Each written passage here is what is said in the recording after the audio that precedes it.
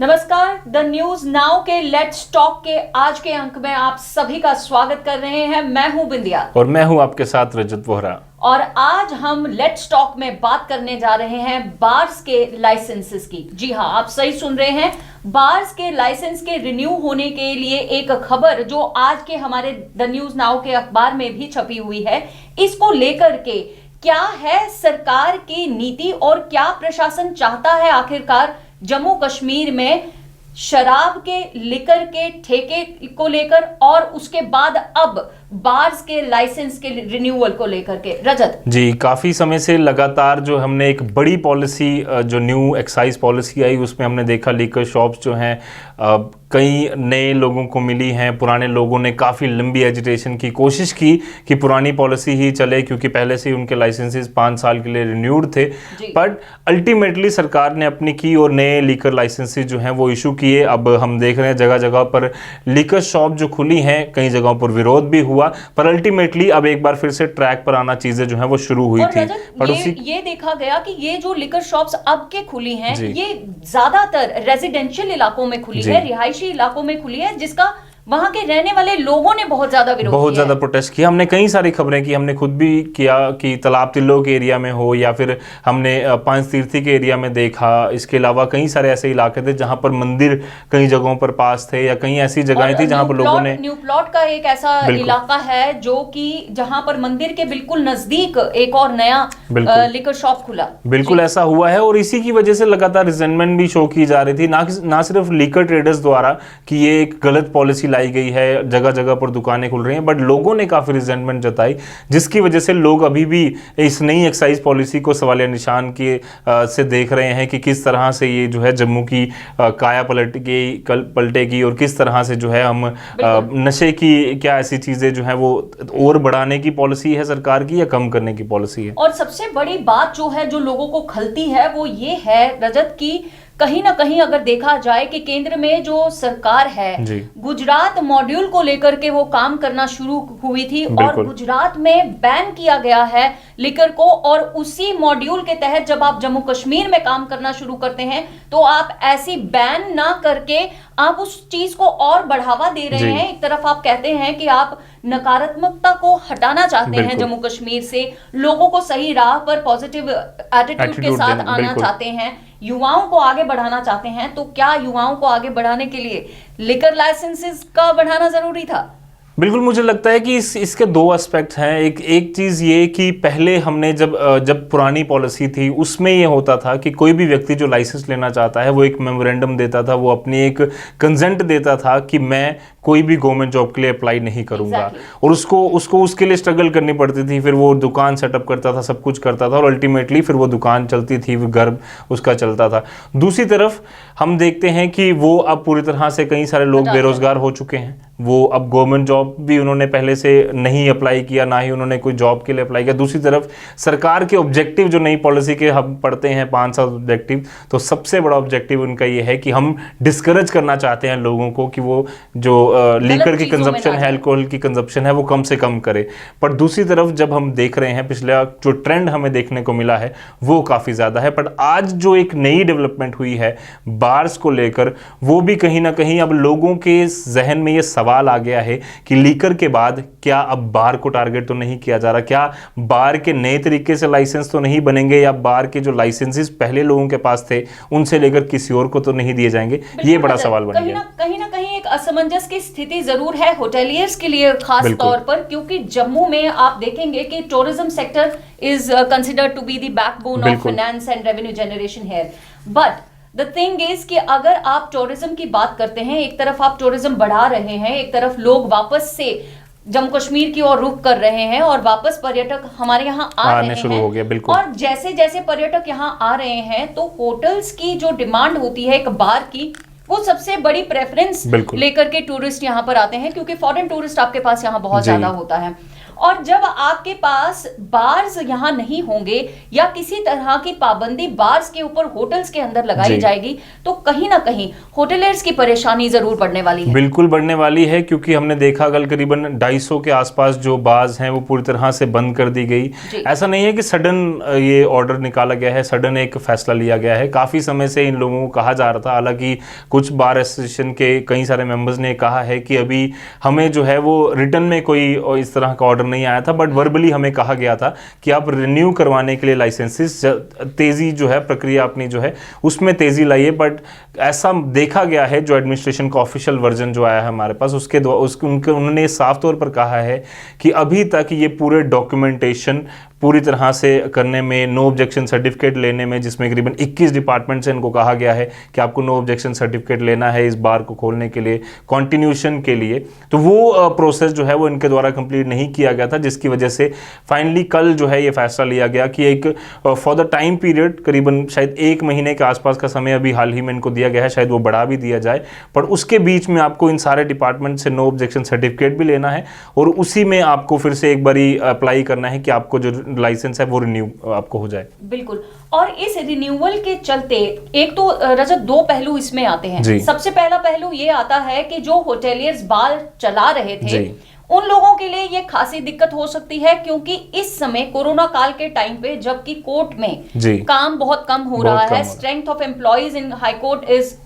Less than it used to be, ठीक है, उस समय में आपको रिन्यूअल के लिए जितनी भी, क्योंकि लीगल प्रोसेसिंग है काफी ज्यादा और लीगल प्रोसेसिंग में इस बार लाइसेंसिंग में बहुत ज्यादा डॉक्यूमेंटेशन ऐसी है जो उनको कोर्ट के जरिए मिलेगी, तो ये एक लेंथी प्रोसेस होने वाला है, इसमें काफी दिन होटेलियर्स को लग जाएंगे और नो ऑब्जेक्शन सर्टिफिकेट तब तक उनको पॉसिबल नहीं होगी मिलना जब तक कि उनकी डॉक्यूमेंटेशन कंप्लीट नहीं होगी। तो एक तो ऑलरेडी उन लोगों का टाइम स्पैन जो है वो बढ़ गया, दूसरा उनकी परेशानी और भी बढ़ जाती है, क्योंकि ऑलरेडी हमने देखा कि कोरोना काल में इस पैंडेमिक के पूरे दौर में जम्मू में खास तौर पर होटल्स को खासा नुकसान ना सिर्फ कोरोना की वजह से, बट हम ये जो लॉस की अपनी गिनती शुरू करते हैं या जब हम ये देखते हैं कि कब कब कितना कितना लॉस हुआ, तो हमारा लॉस जम्मू एंड कश्मीर का 5 अगस्त 2019 से शुरू हुआ था, क्योंकि तब से ही जम्मू एंड कश्मीर में ऑलमोस्ट पूरी तरह से काफ़ी लंबे समय तक कर्फ्यू रहा। जम्मू में धीरे धीरे चीज़ें खुली, बट जो टूरिस्ट आते थे यहाँ पर वो पूरी तरह से आना कम हुए। इसके अलावा हमने देखा अमरनाथ यात्रा 2019 की जो है वो जल्द ही वाइंड अप कर दी गई। की अगर आप बात करते हैं तो वो तो एकदम से अगर आप कहें तो एक हिसाब से हॉल्ट पर रहा। 2020 की अमरनाथ यात्रा नहीं हो पाई, 2021 की अमरनाथ यात्रा नहीं हो पाई। लगातार ना सिर्फ बार, हम एक ऑब्वियसली आज का टॉपिक हमारा बार के अराउंड है, बट ना सिर्फ बार बट इसके अलावा जो लोग होटल में आके रहते हैं, जो उनकी सर्विसेज को अवेल करते हैं, वो काफ़ी ज़्यादा कम हुए और लोगों को, एक होटलियर्स को, टूरिज्म इंडस्ट्री को ये उम्मीद होती है कि जब होटल्स चलेंगे, जब बार्स चलेंगी, तो पूरी तरह से इंडस्ट्री जो है उसका इनफ्लो आउटफ्लो चलता है, सिस्टम चलता है, बट वो पूरी तरह से ठप होने के कगार पर है, बिल्कुल साफ तौर पर। और बड़ी चीज़ ये है, जो लीकर शॉप्स की एक प्रॉब्लम पहले आई और आज जब हम बार्स की देख रहे हैं, तो एक चीज़ हमने पीछे कुछ ही देर पहले, एक तो हाल ही में बार्स ओपन हुई हैं, रेस्टोरेंट ओपन हुए हैं, और अब ये कंसेंसस लोगों में बन रहा है कि शायद क्या बार को टारगेट तो नहीं किया जा रहा, क्या सरकार की मंशा है बार को लेकर, सरकार ने अभी तक पूरी तरह से उसको क्लियर भी नहीं किया। बिल्कुल रजत, ये सवालिया निशान जरूर बना हुआ है, और इस सवालिया निशान के पीछे एक पहलू ये भी है कि आप 7 से लेकर के अगर 10 बजे तक का समय देखेंगे, वही एक टाइम पीरियड दिया गया था बार्स को खुलने के लिए, होटल के अंदर बार्स को खुलने के लिए, और अब कहीं ना कहीं उस पर भी एक सवालिया निशान और एक ताला लगने की एक कगार नजर में आ रही है। तो इस पूरे प्रकरण को अगर हम देखें, इस पूरे प्रोसेस को अगर हम देखें, तो कहीं ना कहीं गाज होटेलियर्स पर गिरती हुई नजर जरूर आती है। बिल्कुल नजर आ रही है। होटेलियर्स, रेस्टोरेंट बार्स हैं, कई सारा काम जो है उनका हमने देखा है ये कि ऑफिसेज लोग बंद कर अपने ऑफिस, प्राइवेट ऑफिस से, गवर्नमेंट ऑफिस से निकल कर लोग कहीं ना कहीं जाते हैं, अपनी फैमिली को लेकर बार्स जाते हैं, रेस्टोरेंट में जाते हैं, और उनको एक होता है कि एक एंटरटेनमेंट के सोर्स पर भी वो कई जगह जाते हैं। ऑब्वियसली कम से कम जितना इसका प्रमोट किया जाए वो तो हमेशा से हम कोशिश करते हैं कि इसको कम से कम प्रमोट किया जाए, बट एक फैक्ट है जो आपको मानना होगा। और अगर हम एक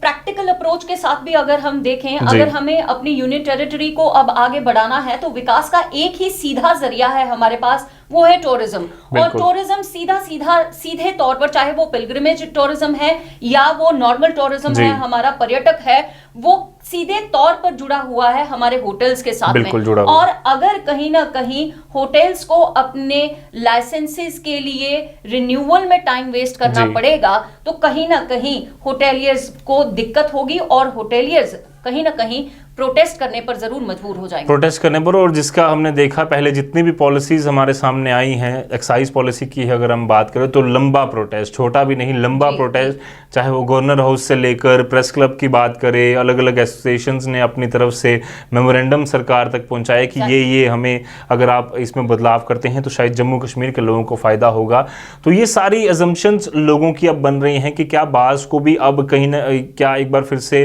जब लाइसेंसेस वो रिन्यू नहीं कर पाएंगे या उनको कुछ परेशानी आएंगी तो क्या अब एक बार फिर से ये जो बाज़ हैं वो बाहर के लोगों को दे दिए जाएंगे या सबके लिए खोल दिए जाएंगे जिनके पास डोमिसाइल सर्टिफिकेट। तो ये सवाल निशान ज़रूर लोगों में बना हुआ है। उम्मीद करते हैं कि ऐसा ना हो, लोग जितने ऑलरेडी जिनके पास हैं वो जल्द से जल्द रिन्यू कराने के लिए सरकार कोई तेज प्रोसेस और आसान प्रोसेस बनाए ताकि उन लोगों का जो काम सफर हो रहा है वो ना हो पाए। एक सुझाव जरूर ये आ सकता है सामने कि प्रशासन को इस प्रक्रिया को कम करने के लिए, इसके लेंथी प्रोसेस को कम करने के लिए कुछ छोटी सी सहूलियत ऐसे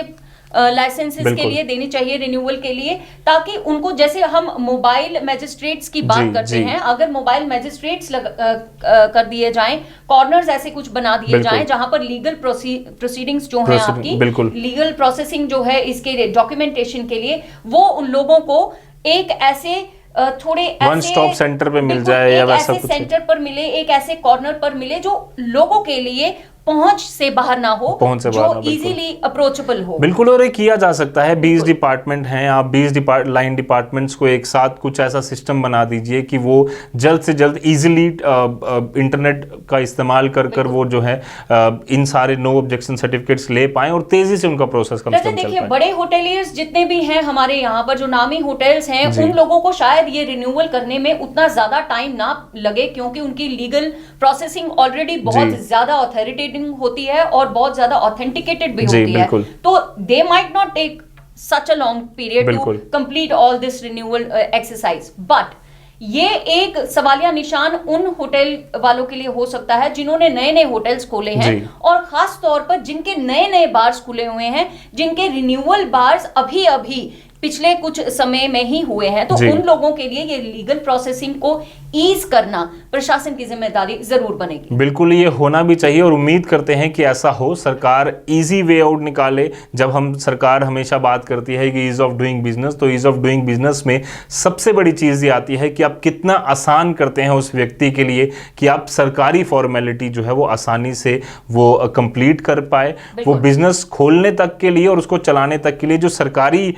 उसको सारी परेशानी आती थी वो कम से कम हो, तो उसमें ईज ऑफ डूइंग बिजनेस और ईज ऑफ कंटिन्यूइंग बिजनेस वो ज्यादा इंपॉर्टेंट बन जाता है। बिल्कुल, और जैसा कि सरकार कहती है वोकल फॉर लोकल, तो एक तरह से अगर हम देखें तो लोकल होटेलियर्स के लिए वोकल होना बहुत ज्यादा जरूरी होगा इस समय। खैर, उम्मीद यही लेट्स टॉक के माध्यम से और द न्यूज नाउ के माध्यम से खबरें आप तक हम इसी तरह पहुंचाते रहेंगे और इसी तरह हम विचार विमर्श करने की कोशिश करेंगे ऐसे मुद्दों पर जो जुड़े हुए हैं सीधे तौर पर यहाँ की आमदनी से, यहाँ के लोगों से और यहाँ के टूरिज्म सेक्टर के साथ। बिल्कुल। खैर, आप लोगों का प्यार लेट्स टॉक को जो मिल रहा है उसके लिए, आपकी सराहना के लिए आप सभी दर्शकों का हम तहे दिल से धन्यवाद भी करते हैं और चाहते हैं कि आप बढ़ चढ़कर लेट्स टॉक में अपनी भागीदारी दें और अपने सुझाव हमें जरूर भेजें और उसके लिए आप संपर्क कर सकते हैं द न्यूज नाउ के साथ। और इस सुझाव में हमें